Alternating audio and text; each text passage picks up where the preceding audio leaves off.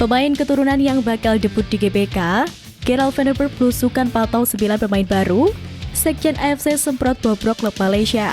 Media Eropa bongkar AFC konfederasi di bawah naungan politik. Simak informasi selengkapnya sebagai berikut.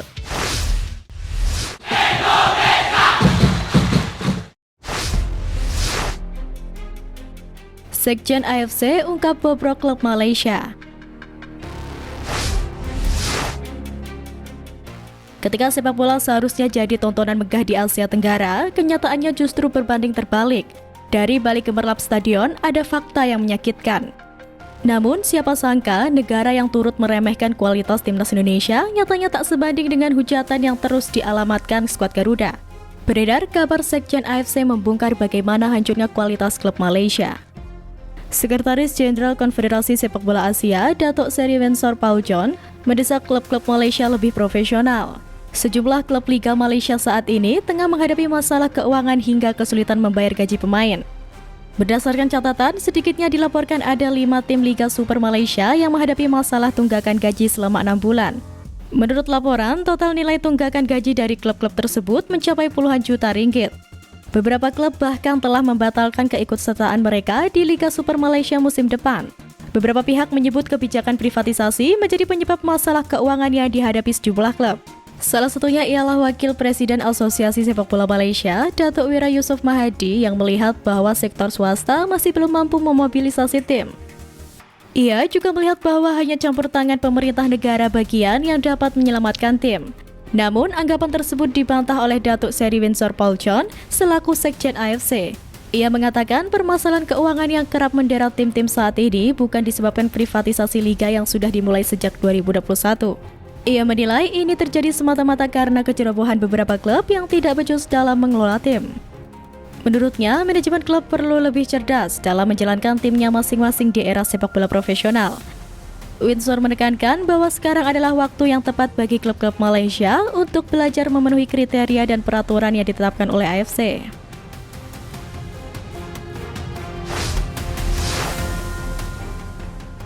Media Eropa bongkar AFC konfederasi di bawah naungan politik.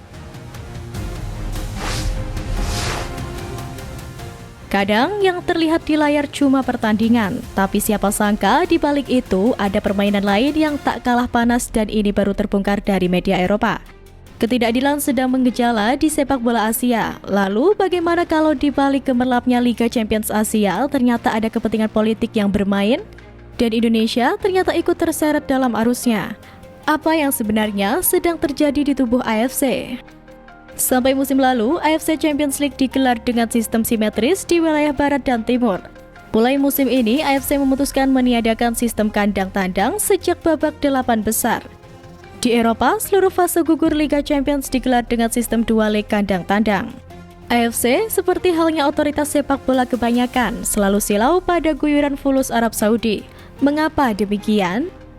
Di Asia, AFC menggelar sistem kandang-tandang hanya pada babak 16 besar.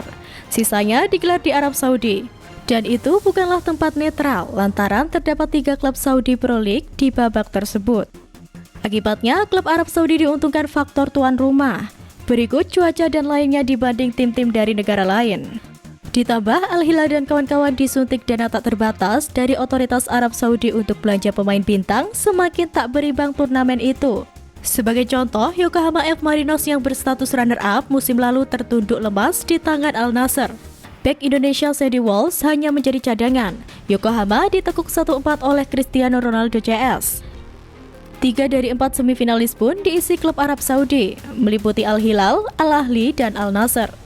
Pada laga final, Al-Ahli yang diperkuat Roberto Firmino bisa mengatasi Kawasaki Frontale dengan skor 2-0. Media Eropa, The Guardian turut menyoroti ketidakseimbangan yang disebabkan kekuatan finansial itu.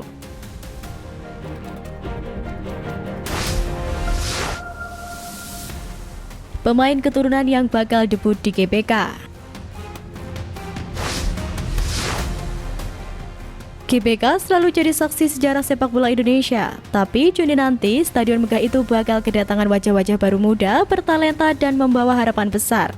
Mereka bukan nama lama, tapi darah mereka merah putih. Lantas, siapakah nama pemain keturunan timnas Indonesia yang siap debut? 1. Mads Hilgers. Sejak resmi menjadi WNI pada akhir September 2024 lalu, dirinya sama sekali belum pernah tampil di SUGBK bagi skuad Garuda. Dari 3 penampilannya bersama tim Garuda, Mads Hilgers mencatatkan penampilannya itu saat menjalani laga tandang, yakni di Bahrain dan Cina pada Oktober 2024 dan Australia pada Maret 2025.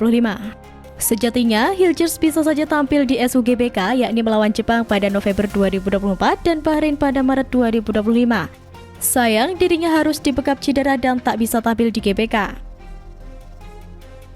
2. Dean James. Dean James menjadi pemain naturalisasi anyar di kubu timnas Indonesia. Usai resmi menjadi WNI pada Februari lalu, ia langsung jadi andalan di sektor bek kiri. Debutnya bagi skuad Garuda tercipta saat bertandang ke markas Australia pada Maret lalu, di mana ia bermain penuh selama 90 menit. Namun saat timnas Indonesia menjamu Bahrain di GBK, Dean James hanya duduk di bangku cadangan, sehingga gagal merasakan debutnya di markas kebesaran tim Garuda itu. 3. Emil Audero Mulyadi. Dibandingkan Mads Hilgers dan Dean James, Emil Audero Mulyadi menjadi pemain yang paling merasakan kesan mendalam saat tampil di SUGBK pada Juni mendatang. Pasalnya, kiper yang tengah membela Palermo itu akan melakoni debutnya bagi timnas Indonesia di depan puluhan ribu supporter Garuda di GBK.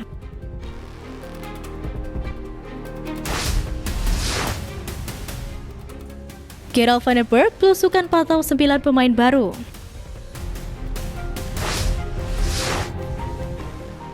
Gerald van den Berg nggak datang dengan sorotan kamera, tapi langkahnya mengarah ke tempat-tempat yang jarang dilirik.